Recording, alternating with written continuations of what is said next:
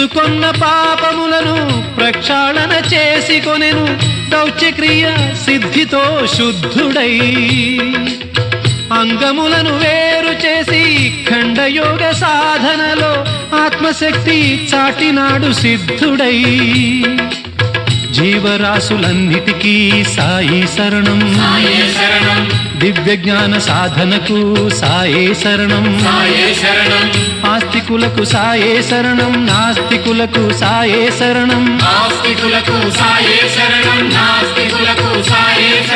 భక్తికి సాయే శరణం ముక్తికి సాయే శరణం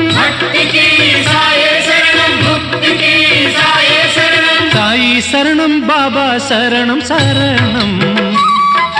సాయి చరణం గంగా యమున సంగమ సమానం